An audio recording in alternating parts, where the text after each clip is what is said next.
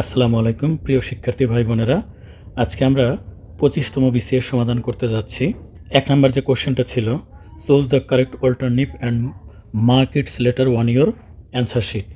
তো মূলত এখানে আমাদের এই শূন্যস্থানটা পূরণ করতে হবে।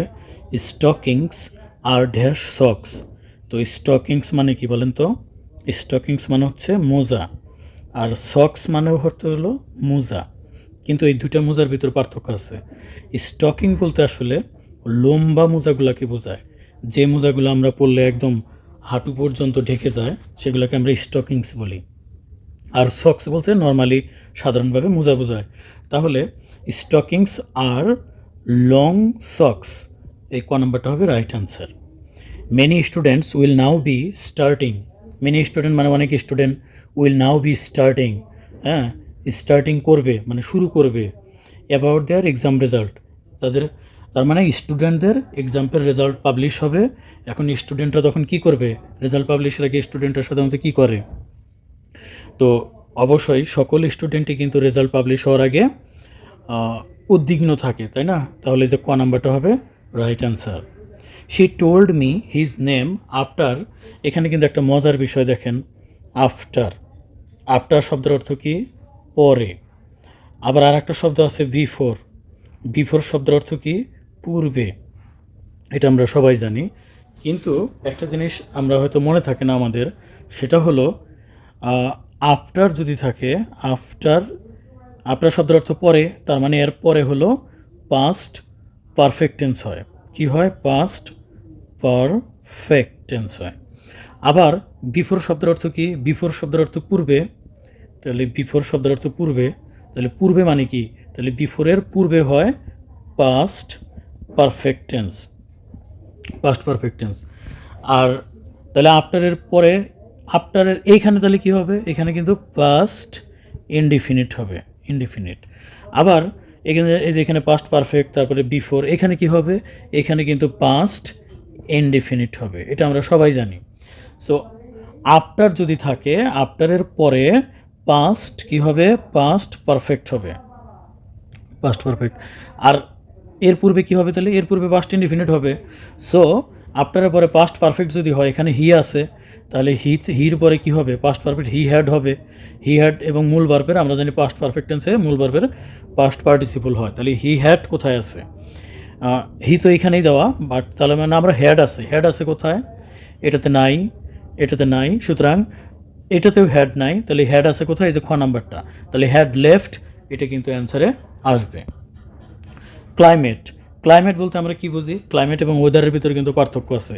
ক্লাইমেট হলো একটা জায়গায় 15-20 বছর এরকম সময়ের একটা গড় তাপমাত্রা। তার মানে অনেক সময়ব্যাপী যে ওয়েদারটা, তার সমষ্টি হচ্ছে ক্লাইমেট। তাহলে climate is a dash of environment. কি? এনভায়রনমেন্টের কি? স্টেট অবস্থান, সিচুয়েশন অবস্থান, র্যাঙ্ক পদমর্যাদা, সাইজ। তো র্যাঙ্ক এবং সাইজ তো হবেই না। ক্লাইমেট হলো এনভায়রনমেন্টের একটা অবস্থা।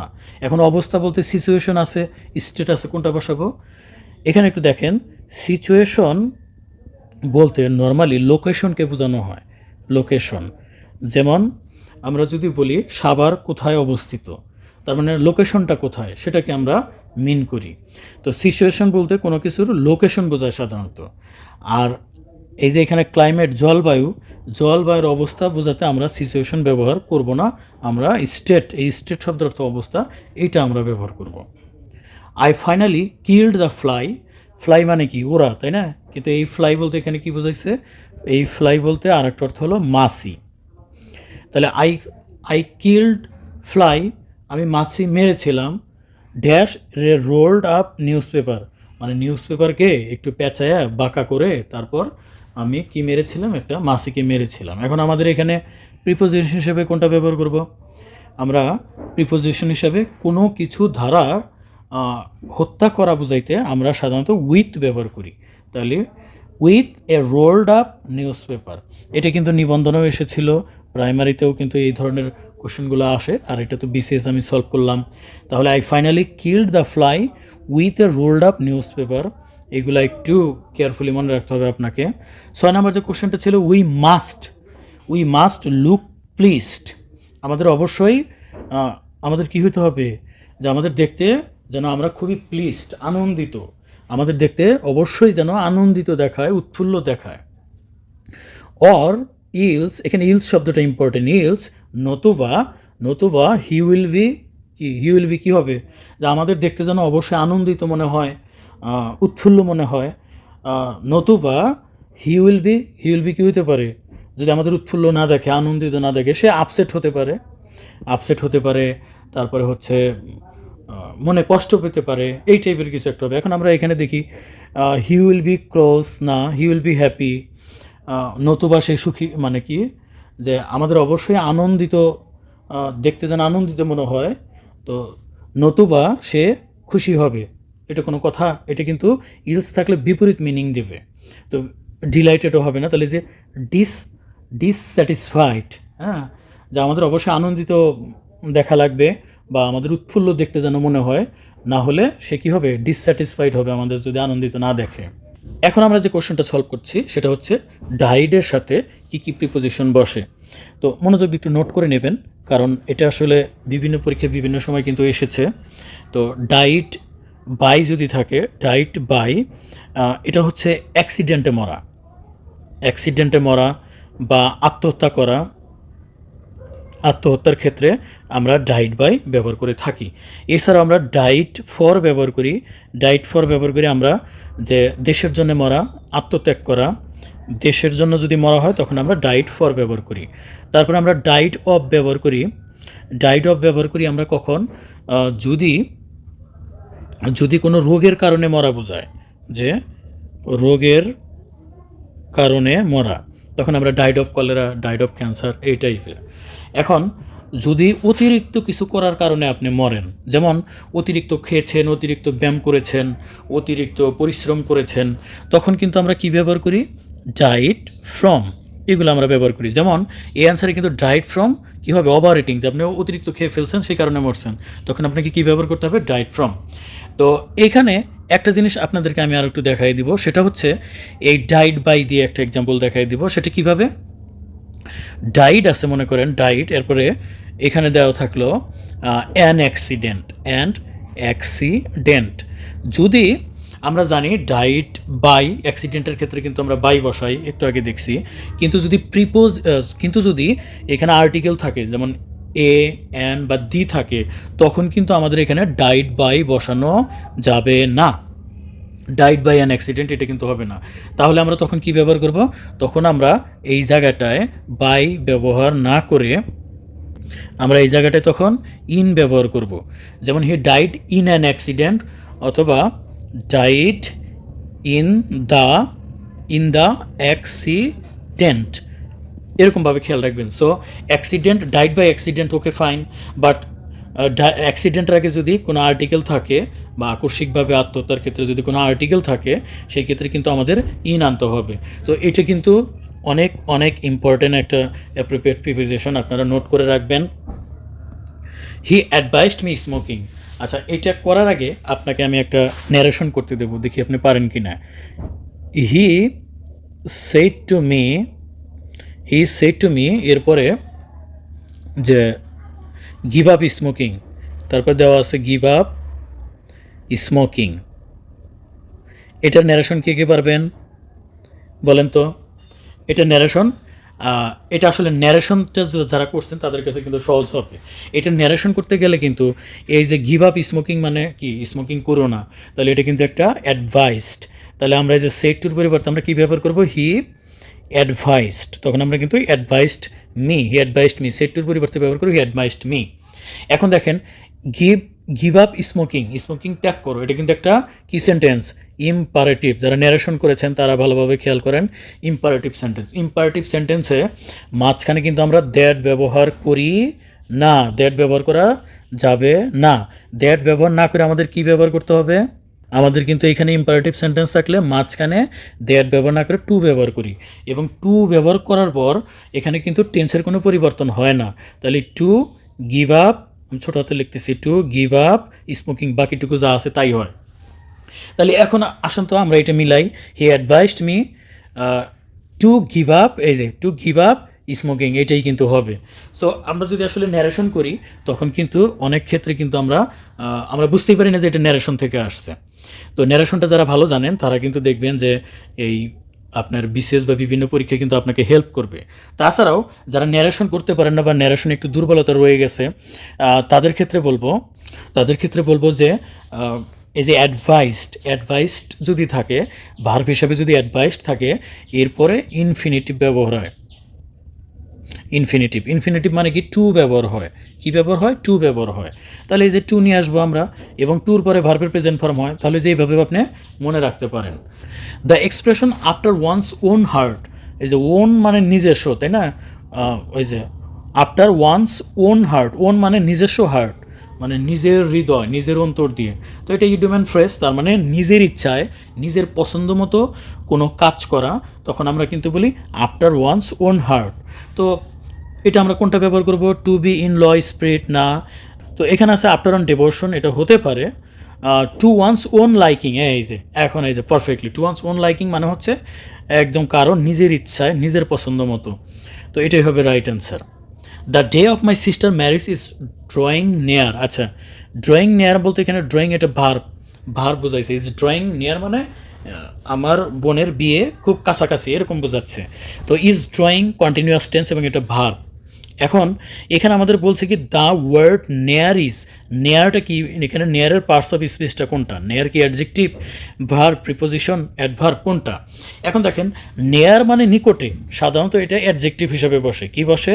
অ্যাডজেক্টিভ হিসাবে বসে। নিকটে, ফার মানে দূরে। তো নিকটে, দূরে, কাছে, দূরে। কাছে মানে এটা একটা গুণ, আর দূরে মানে এটা একটা বদগুণ। তো গুণাবলী বুঝাইলে সেগুলো অ্যাডজেক্টিভ হয়। কিন্তু এখানে একটা জিনিস বোঝার চেষ্টা করেন। আমি যদি একটা বাক্য লিখি যে হি র্যান স্লোলি, এখন দেখেন তো এই স্লোলি এটা কি? এইটা কিন্তু অবশ্যই যে সে কিভাবে দৌড়ায় সেটা কিন্তু বোঝাচ্ছে। তার মানে এই স্লোলি দিয়া সে কিভাবে দৌড়াইছিল সেটা কিন্তু বোঝা যাচ্ছে। বা হি ওয়াক্স ফাস্ট, তো এই ফাস্ট দ্বারা কি বোঝাচ্ছে? এই ফাস্ট দ্বারা সে কীভাবে হাঁটে সেটা কিন্তু বোঝাচ্ছে। যখন ভার্বটা কিভাবে হয় সেটা যখন বোঝায় কোনো শব্দ দিয়ে ভার্বের পরে বসে, তখন আমরা সেটাকে বলি অ্যাডভার্ব। ভার্বকে মডিফাই করে কিসে? অ্যাডভার্ব। তাহলে ভার্বের পরে কোনো শব্দ বসে যদি মডিফাই করে, সেটা সাধারণত কি হয়? অ্যাডভার্ব হয়। তাহলে এই যে ভার্বের পরে এই যে নেয়ার, যে the day of my sister's marriage is drawing নেয়ার, তাহলে যে নেয়ার শব্দটা দিয়ে কিন্তু এই ড্রয়িংটাকে মডিফাই করতেছে, যে কাছাকাছি বিয়ে। সুতরাং নেয়ারটা এখানে কী হিসাবে বসছে? অবশ্যই অ্যাডভার্ব হিসাবে বসছে। তো আপনি মনোযোগ দিয়ে যদি একটু এই কোশ্চেনটা পজ করে দেখেন, মূলত সবগুলো বাক্যই প্রায় একই ধরনেরই, তবে এইখানে আপনাকে আমি একটা সবক দেবো, সেটা মনে রাখার চেষ্টা করবেন। যেমন আমি যদি বলি যে টাঙ্গাইলের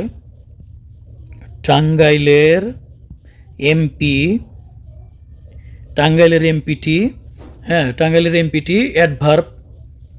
অ্যাডভার্ব কি তা জানে না। আচ্ছা, তার মানে টাঙ্গাইলের যে এমপি সে হচ্ছে অশিক্ষিত, সে টাঙ্গাইলের এমপিটি অ্যাডভার্ব সম্পর্কে জানে না। এমপি বলতে যে মেম্বার অফ পার্লামেন্ট, মন্ত্রী, এমপি বোঝে না, সেই টাঙ্গাইলের এমপিটি অ্যাডভার্ব কি তা জানে না। হ্যাঁ, এত অশিক্ষিত। দেখ, দয়া করে অন্যভাবে নেবেন না, মজা করে বললাম আর কি। তো টাঙ্গাইলের এমপিটি অ্যাডভার্ব কি তা জানে না, এর মানে এমপিটি, এবং এখানে কি লিখছি? অ্যাডভার্ব। এই জিনিসগুলো একটু মনে রাখার চেষ্টা করবেন। আচ্ছা, এতে আমি কি শিখাইতে চাইলাম? অ্যাডভার্ব যখন বসে, আমি একটু মুছে নিচ্ছি এই জিনিসগুলা, উপরের দাগটা।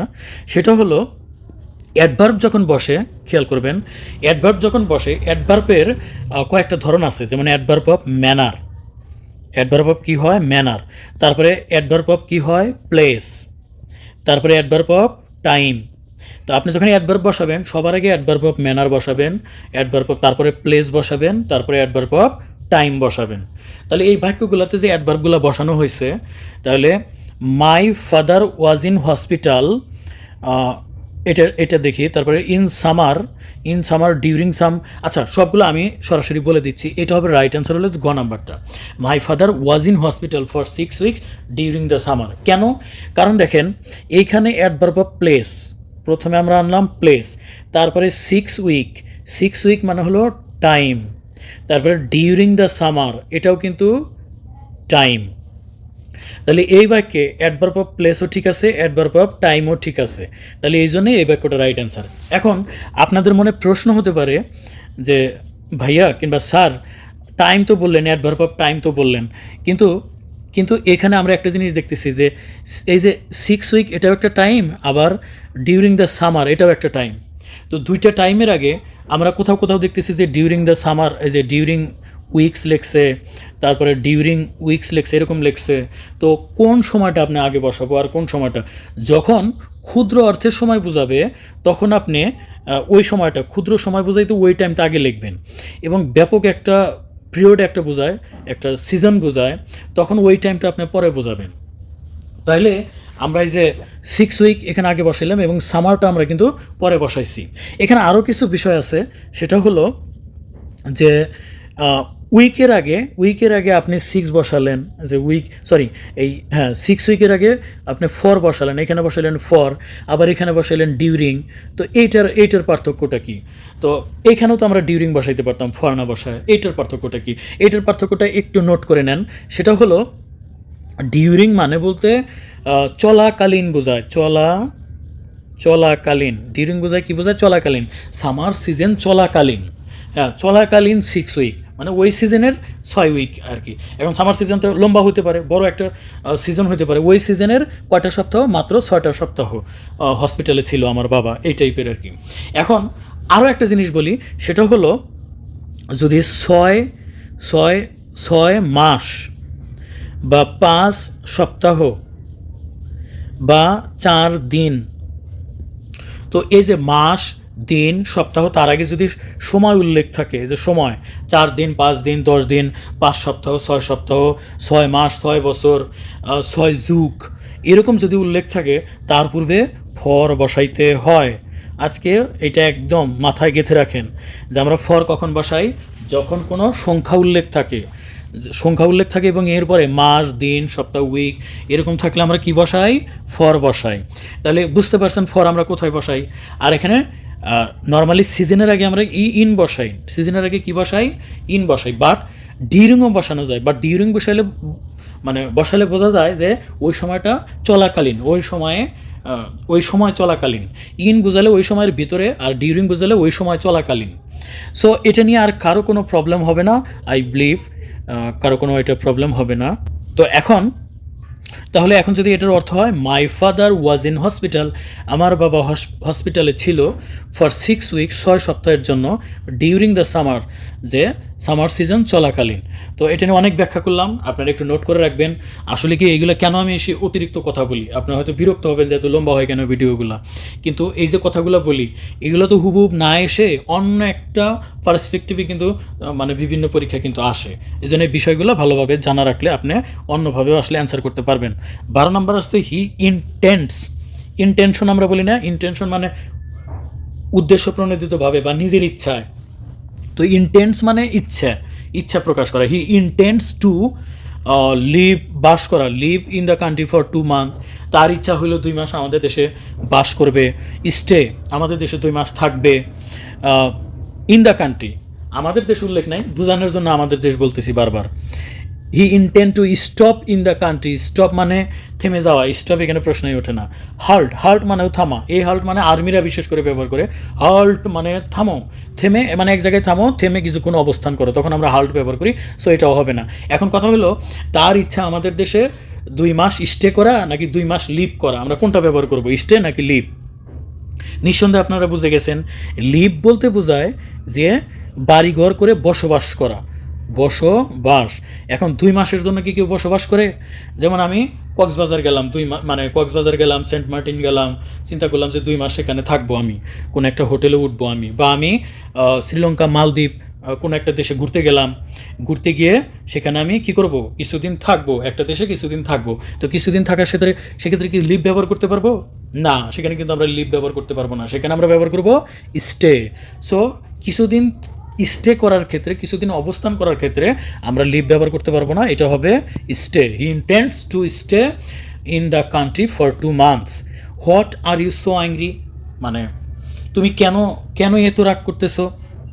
আচ্ছা, এখন এই যে what are you so angry দিয়ে এটা আসলে বুঝতে হবে যে সে ব্যক্তির সাথে যদি রাগ করা বোঝায়, ব্যক্তির সাথে রাগ করা, তাহলে অ্যাংরি, অ্যাংরি উইথ ব্যবহার করি আমরা, অ্যাংরি উইথ। আর কোনো বিষয় নিয়ে যদি কেউ রাগ করে, কোনো বিষয়ে অ্যাংরি অ্যাবাউট ব্যবহার করি যদি কোনো কোনো বিষয় নিয়ে, কোনো বিষয়ে রাগ করা, কোনো বিষয়ে রাগ করা, কোনো বিষয়ে রাগ করা মানে কি, যে যে আমি বোনাস পাইলাম না এই জন্য আমার রাগ উঠে গেছে, তাহলে যে এটা তো কোনো ব্যক্তির সাথে রাগ না, বোনাস বোনাস পাই নাই সেই কোনো বিষয়ের সাথে রাগ, তাই না? আবহাওয়ার সাথে রাগ, আবহাওয়া তো আর কোনো ব্যক্তি না যে কিল লেগে বৃষ্টি নামলো বাইরে যেতে পারলাম না, তাহলে যে অ্যাংরি অ্যাবাউট। এখন কোশ্চেনটা দেখেন, what are you so angry, তাই না? যে কে তোমাকে রাগান্বিত করছে, তাহলে who make you so angry, এরকম যদি থাকতো তখন কিন্তু অ্যাংরি উইথ আমরা ব্যবহার করতাম, যে ব্যক্তির সাথে কে রাগান্বিত করছে, কোনো ব্যক্তি রাগান্বিত করছে। আর what are you so angry, তাহলে এটা আমরা অবশ্যই অ্যাবাউট ব্যবহার করব। এরপরে দেখি the parents become extremely, extremely কী হয়েছিল, বিকেম হয়েছিল এক্সট্রিমলি, কি এক্সট্রিমলি হ্যাপি হয়েছিল, খুবই খুশি হয়েছিল, এরকম স্যাড না কি হয়েছিল আমরা দেখি। দেখো, when their son had not return by 11 o'clock, মানে পোলায় বাড়ি ফেরে নাই, যখন তার সন্তান বাড়ি ফেরে নাই, এই জন্য প্যারেন্টস কী হয়েছিল, এক্সট্রিমলি হ্যাপি, যে 11 o'clock 11টা বাজে গেছে এখনও বাড়ি ফেরে নাই, তাহলে বাবা মা কী হবে, অ্যাংরি হতে পারে, বাবা মা খুব রাগ রাগ করছে, আমার বাবা মা অ্যাংরি হইতো আর কি, যে হ্যাঁ এখনও আসস না, এত এত বদমাইশ তুই। ওকে, অ্যানয়, অ্যানয় মানে বিরক্ত হওয়া না, বিরক্ত হওয়া না, যে বিরক্ত হওয়া মানে এটা মানে কি, এটা মুডি টাইপের লোক, বিরক্ত হয়ে গেছি, এত রাতে কেন আসলো না, এরকম না। ডিস্টার্বড, এটাও এটাও বিরক্ত, এটাও না। এখন অ্যাংশাস, এইটা তো হবে না, এই দুইটা, অ্যাংরি হতে পারে, অ্যাংশাস হতে পারে। নর্মালি আমার বাবা মাও, আমি রাত 11টায় ফিরলে কিন্তু আমার বাবা মা রাগ করলেও অধিকাংশ বাবা মাই রাগ করবে না, বরংশ অ্যাংশাস হবে, উদ্বিগ্ন হবে। কীরকম উদ্বিগ্ন হবে, যে পথে কোনো ক্ষতি হইলো কি না, ছিনতাই হইলো কি না, পথ ভুলে গেল কি না, গাড়ি পাইলো কি না, ও মানে এই যে এটা গেলে অ্যাংশাস, উদ্বিগ্ন হওয়া, অর্থাৎ ভালোবাসা থেকে উদ্বিগ্ন হওয়া, চিন্তা করা, তখন আমরা অ্যাংশাস ব্যবহার করি। সো ম্যাক্সিমাম প্যারেন্টসই কিন্তু উদ্বিগ্ন হবে, যাহার যে আমার সন্তান এখনও কেন আসলো না। আমার বাবা মার ক্ষেত্রে কিন্তু একটু ডিফারেন্ট, বা স্পেসিফিক আপনাদেরও কারো বাবা মা এরকম হতে পারে যে বদমাইশ এখনও তুই আসোস না, ওটা কিন্তু রাগান্বিত, বাট উদ্বিগ্ন হবে ম্যাক্সিমাম প্যারেন্টস যারা আদর করে, ভালোবাসে সন্তানকে খুব। 15 নাম্বারটা সলভ করতেছি। I dash remember the holiday I spent in your home, যে ছুটি কাটাইছি তোমার বাড়িতে, তাহলে কীভাবে রিমেম্বার করছি ওই সময়টা, ওই ছুটিকালীন সময়টা। তার আগে বলি, আপনি আপনার গার্লফ্রেন্ডকে কীরকম মানে স্মরণ করেন, রিমেম্বার করেন? তাহলে মাঝে মাঝে রিমেম্বার করেন। এই যে ever, have you ever been to Cox's Bazar, মানে কখনো কখনো কখনো বা কখনো, এটা নেগেটিভলি বোঝা, হার্ডলি খুবই কম, যে আপনি গার্লফ্রেন্ডকে কি খুবই হার্ডলি কদাচিৎ রিমেম্বার করেন। আর ইভার মানে কখনো রিমেম্বার করেন, কখনো মানে হঠাৎ কখনো ই করা। ইউজুয়ালি সাধারণত, আপনি গার্লফ্রেন্ডকে যদি বলেন যে সাধারণত আমি তোমাকে স্মরণ করি বা মিস করি, তখন কিন্তু সে খেপে যাব। সাধারণত মানে কি, সাধারণত মানে খুব বেশি ইম্পর্টেন্স না। কিন্তু আপনি যদি বলেন আই অলওয়েজ মিস ইউ বা আই অলওয়েজ রিমেম্বার ইউ, সে কিন্তু খুব খুশি হয়ে যাবে।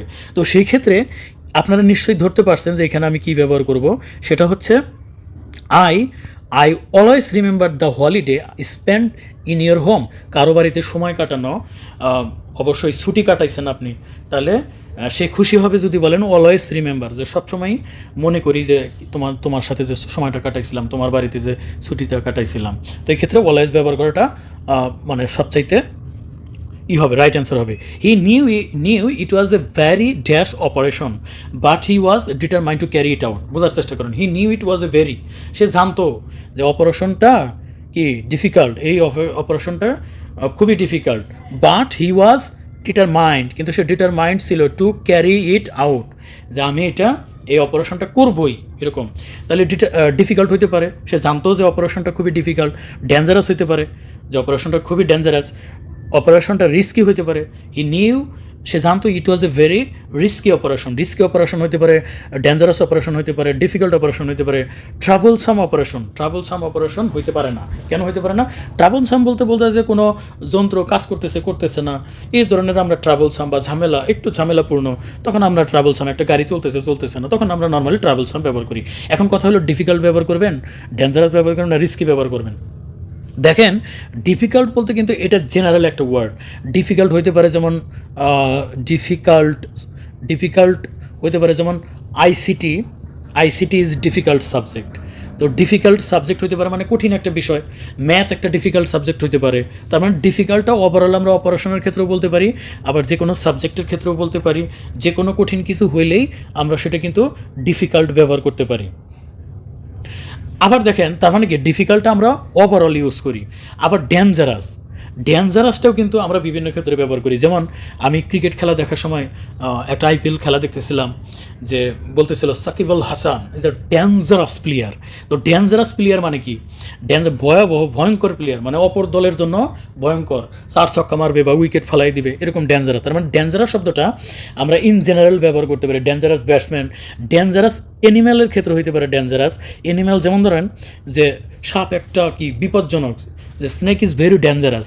তার মানে কি এনিম্যালের ক্ষেত্রে, মানুষের ক্ষেত্রে আমরা ডেঞ্জারাস শব্দটা ব্যবহার করি। বাট ডেঞ্জারাস অপারেশনের ক্ষেত্রেও ব্যবহার করা যায়, বাট ডেঞ্জারাসটাও ইন জেনারেল। বাট রিস্কি, রিস্কিটা আপনার কি সাকিব আল হাসানকে বলতে পারবেন যে Shakib Al Hasan is a risky batsman? না, রিস্কিটা কিন্তু মানে মানুষের ক্ষেত্রে, প্রাণীর ক্ষেত্রে এটা কিন্তু যাচ্ছে না। তো Shakib Al Hasan is a difficult batsman এরকম যাচ্ছে না। তার মানে রিস্কি শব্দটা স্পেশালি অপারেশনের সাথে, রিস্কি শব্দটা অপারেশনের সাথে সবচেয়ে বেশি মানানসই। সো এখানে কিন্তু অ্যান্সার করার ক্ষেত্রে আপনি কোনটা ব্যবহার করবেন বলেন তো? আচ্ছা, এখানে কিন্তু দেখেন তাহলে আমরা অপারেশনের ক্ষেত্রে এই রিস্কিটাই ব্যবহার করব। এখন এই যে এই শব্দগুলোর ডিফারেন্সগুলো, এগুলো কিন্তু বিশেষ সহ বিভিন্ন পরীক্ষা কিন্তু অনেক ঝামেলা তৈরি করে, যে কোন ওয়ার্ডটা নিব, সবগুলোই তো কাছাকাছি। এই জন্য যে যত রিডিং পড়বেন, ইংলিশ বই পড়বেন, পেপার পড়বেন, তাদের রাইট ওয়ার্ড সিলেকশনটা বেড়ে যাবে। এই জন্য ইংলিশে ভালো করতে চাইলে প্রচুর ইংলিশ পেপার পড়বেন, ইংলিশ নিউজ দেখবেন, ইংলিশ হিস্টোরি বই পড়বেন, তাহলে কিন্তু সুবিধা হবে। মিসঅ্যানথ্রোপিস্ট, মিসঅ্যানথ্রোপিস্ট, অ্যানথ্রোপিস্ট মানে হচ্ছে মানুষকে বোঝায়, মানব বোঝায়। কি বোঝায়? মানব। এখন মিস যদি শব্দ, মিস শব্দ হলো একটা নেগেটিভ শব্দ। কি শব্দ? নেগেটিভ শব্দ, মিসঅ্যানথ্রোপিস্ট। তো মিসঅ্যানথ্রোপিস্ট মানে কি? মিসঅ্যানথ্রোপিস্ট মানে হচ্ছে মানব বিদ্বেষী, মানব বিদ্বেষী। মানব বিদ্বেষী মানে কি? মানব বিদ্বেষী মানে হচ্ছে যে মানুষকে ঘৃণা করে, মানুষকে পছন্দ করে না। তাহলে এটা কোনটা অ্যান্সার হবে? এ হেটার অফ ম্যানকাইন্ড, যে মানুষকে অপছন্দ করে বা মানুষের বিপরীতে, বিরুদ্ধে। এখন একইভাবে দেখেন মিসঅ্যানথ্রোপিস্টের একটা উল্টা হলো ফিলানথ্রোপিস্ট। ফিলান তারপরে থ্রোপিস্ট, অ্যানথ্রোপিস্ট আর কি। ফিল, এই যে ফিল শব্দ একটা হলো পজিটিভ ওয়ার্ড, এটা কি পজিটিভ ওয়ার্ড ফিল। তারপরে anthro, THRO PIST, anthropist, philanthropist. Philanthropist মানে পজিটিভ ওয়ার্ড, ফিলানথ্রোপিস্ট মানে যে মানুষকে খুব ভালোবাসে, মানুষ বিদ্বেষী না বরং মানব প্রেমী, এরকম যদি হয় তখন আমরা ফিলানথ্রোপিস্ট ব্যবহার করি। তো আমাদের বিভিন্ন চাকরি পরীক্ষায় কিন্তু মিসঅ্যানথ্রোপিস্ট থেকে কোশ্চেন আসছে, এবং ফিলানথ্রোপিস্ট, ফিলানথ্রোপিস্ট বানানটা আবার একটু দেখেন, ফিলান, ফিল তারপরে অ্যানথ্রোপিস্ট, অ্যানথ্রোপিস্ট বানান এই যে এই দেখেন, এই যে অ্যানথ্রোপিস্ট তারপরে অ্যানথ্রোপিস্ট, ফিলানথ্রোপিস্ট, এটাও কিন্তু একই সাথে দেখে নেবেন বন্ধুরা। First language means that language, dash language. আচ্ছা, ফার্স্ট ল্যাঙ্গুয়েজ, শিশুরা প্রথম যখন ভাষা শেখে সে কিন্তু ন্যাচারালি মায়ের কাছ থেকে, বাবার কাছ থেকে, দাদা দাদির কাছ থেকে ভাষা শেখে, নাকি সে বাংলা দ্বিতীয় বই থেকে পড়ে? বাংলা দ্বিতীয় বই থেকে শেখে, গ্রামার শেখে যখন বাংলা ভাষা শেখে একটা শিশু, বা ইংল্যান্ড আমেরিকায় একটা শিশু যখন ভাষা শেখে প্রথম, সে কি ইংলিশ গ্রামার শেখে না কীভাবে শেখে? সে ন্যাচারালি কিন্তু শেখে, অর্থাৎ দেখে দেখে শুনে শুনে প্রাকৃতিকভাবে যে শেখে এইটা। তাহলে ফার্স্ট ল্যাঙ্গুয়েজ হচ্ছে natural language. Shahin would never have taken the job if dash. আচ্ছা, এই যে ইফ যুক্ত একটা কমপ্লিটিং সেন্টেন্স, তো এখানে দেখেন ইফ যুক্ত কমপ্লিটিং সেন্টেন্সে ইফের পর যদি প্রেজেন্ট থাকে তাহলে একরকম হয়, এই কন্ডিশনগুলো অবশ্যই শিখে ফেলবেন। তাহলে এখানে ইফের পর যদি প্রেজেন্ট থাকে তাহলে এই পাশে কী হয়? ফিউচার ইনডিফিনিট হয়, এটা হলো প্রথম কন্ডিশন। আবার ইফের পর যদি পাস্ট থাকে তাহলে কিন্তু এই পাশে সাবজেক্টের পর উড আসে, উড বসে, এবং মূল ভার্বের প্রেজেন্ট ফর্ম, উডের পর উড হলো শ্যাল, শুড, উইল, উডের পর ভার্বের প্রেজেন্ট ফর্ম বসে। আবার ইফের পর যদি এই পাশে যদি পাস্ট পারফেক্ট হয়, কি হয়? পাস্ট পারফেক্ট হয়, পারফেক্ট। এখানেও কিন্তু পাস্ট পারফেক্টের হয়, অর্থাৎ কী হয়? তখন উড হ্যাভ আনা লাগে, কি আনা লাগে? উড হ্যাভ আনার পর ভি, যেহেতু হ্যাভ আসে, হ্যাভের পর V3 হয়, উড হ্যাভ, তাহলে উড হ্যাভ বসে। এখন কথা হলো যে ইফের গঠন দেখে আমরা পরের গঠন বলতে পারি, বা পরের গঠন দেখে আমরা ইফের গঠন বলে দিতে পারি। এখন দেখি তো ইফ যুক্ত কী হবে, তার আগে দেখি ইফের এটুকু আমি পরে দেখতেছি, এখানে কী আছে সেটা আমি পরে দেখতেছি। বাট এই পাশে দেখি তো কী অবস্থায় আছে, এই পাশের বাক্যটা কী অবস্থায় আছে দেখেন। এই পাশের বাক্যটা কিন্তু উড ব্যবহার করছে, তাই না? উড এবং কিন্তু হ্যাভ ব্যবহার করছে, এবং মূল ভার্বের পাস্ট পার্টিসিপল ব্যবহার করছে। তাইলে এই যে এই পাশে যদি আমরা টেন্স যদি চিন্তা করি, এটা কিন্তু উড হ্যাভ টেকেন যখন ব্যবহার করলো, তাহলে আমরা দেখি উড হ্যাভ টেকেন, এই যে উড হ্যাভ মূল ভার্বের কী ব্যবহার করছে, টেকেন ব্যবহার করছে। এটুকু খেয়াল করেন, এখানে উড আছে কি না, আছে। তারপরে হ্যাভ, এখানে হ্যাভ আছে কি না, আছে। তারপরে V3, এখানে টেকেন আছে কি না, আছে। তাইলে এরকম যদি থাকে সাবজেক্টের পর, এই যে শাহিন, সাবজেক্টের পর উড আছে, হ্যাভ আছে, মূল ভার্বের পাস্ট পার্টিসিপল আছে, এরকম যদি থাকে, তাহলে আগেরটুকু কী হয়, আগেরটুকু ইফ হয়, ইফ হয়ে পাস্ট পারফেক্ট হয়। তাহলে আমাদের ইফের পরে কী আসবে, ইফের পরে এখানে পাস্ট পারফেক্ট বসাইতে হবে এই জায়গাটায়। তো আবার একটু সহজ করে বলছি, যেহেতু এখানে উড ব্যবহার করা হয়েছে, হ্যাভ ব্যবহার করা হয়েছে, মূল ভার্বের পাস্ট পার্টিসিপল ব্যবহার করা হয়েছে, এই জন্যে আমাদের এরকম যদি থাকে, থার্ড কন্ডিশনটা আমি আবার একটু লিখতেছি, যে ইফ প্লাস পাস্ট পারফেক্ট হইলে, কী হয়, সাবজেক্ট হয়, তারপরে উড হ্যাভ, তারপরে V3, এরকম হয়। তাহলে আমাদের এখানে যে শাহিন সাবজেক্ট মিলে গেল, উড মিলে গেল, তারপরে এই যে হ্যাভ মিলে গেল, টেকেন পাস্ট পার্টিসিপল মিলে গেল। সো এটুকু পুরাপুরি মিলছে। এখন আমাদের ইফের অংশটুকু মিলান লাগবে। ইফের অংশ কী হয়, ইফ এখানে কী হবে, পাস্ট পারফেক্ট। এখন পাস্ট পারফেক্ট মানে কি, হ্যাড হবে এবং মূল ভার্বের পাস্ট পার্টিসিপল হবে, তাহলে পাস্ট পারফেক্ট। তো পাস্ট পারফেক্ট তাহলে মানে আমরা কি, এখানে এটা হবে না, হি নিউ হবে না, হি হ্যাড বিন ওয়ার্কিং, মূল ভার্বের পাস্ট পার্টিসিপল হয় নাই, তাহলে এটা হবে না। হি হ্যাড নন, এই যে এটা হবে, কেন, কারণ এই যে হ্যাড আছে এবং মূল ভার্বের পাস্ট পার্টিসিপল আছে, এটা হবে রাইট অ্যান্সার। আমি অনেক বিস্তারিত বলে বুঝাচ্ছি, আপনারা আসলে দয়া করে বিরক্ত হবেন না, কারণ আপনি যদি একটা কোশ্চেন ভালোভাবে সলভ করেন, তাহলে পরে ওই ধরনের কোশ্চেনগুলো সলভ করে আপনার জন্য অনেক ইজি হয়ে যাবে। She has dash her hair a beautiful shade of brown. She has dash her hair মানে she has coloured her hair. Coloured, এখানে কালার ভার্ব হিসেবে বসছে, কালার্ড মূল পাস্ট টেন্স, পাস্ট পার্টিসিপল হিসাবে বসছে এখানে। এই যে হ্যাজ আছে, যে she has coloured her hair a beautiful shade of brown colour করছে। অথবা গিভেন, তো চুলের রং দেওয়া, তো গিভেন দেওয়া ঠিক হবে না। ড্রাই, এটা কিন্তু ড্রাই মানে শুকানো, আর এটা ড্রাইড, পাস্ট পার্টিসিপল হলো ড্রাইড। তাহলে সে এখানে কিন্তু চুলে রং করছে, সে শুকায় নাই, তাহলে আমরা ড্রাই দিতে পারবো না। এখন এখানে আছে ডাইড। এই ডাইড অর্থ কি, মূলত এই শব্দটা আসছে ডাই। এই ডাই অর্থ হলো চুলে রং করা, ডাই। আর কালার মানেও রং করা, দুটোর পার্থক্য কি, এই চুলে রং করা বলতে আমরা ডাই ব্যবহার করি, আর এই কালার বলতে আমরা বিভিন্ন জায়গায় কালার করি, যেমন আমরা ঘরে রং করি, ফ্লোরে রং করি, বিভিন্ন কিছুতে রং করি, তখন আমরা এই কালার শব্দটা ভার্ব হিসেবে ব্যবহার করি। বাট চুলের কালার করার ক্ষেত্রে ডাই শব্দটা ব্যবহার করবো। আর যেহেতু হ্যাজের পর মূল ভার্বের পাস্ট টেন্স হলো ডাইট, সুতরাং এটা রাইট অ্যান্সার হবে ঘ নাম্বারটা, ডাইট, হ্যাঁ ডাইট। তো অনেক লম্বা ভিডিও হয়ে গেল, দয়া করে বিরক্ত হবেন না বন্ধুরা। আসলে ব্যাখ্যা করে বুঝে পড়লে দেখবেন যে এটা আপনার মনে থাকবে, সে কারণে আমি চেষ্টা করি। ধন্যবাদ সকলকে, আর thank you so much for your subscribe, follow, share, comment, like. কেউ কোথাও না বুঝলে অবশ্যই কমেন্টের মাধ্যমে জানাবেন। আসসালামু আলাইকুম।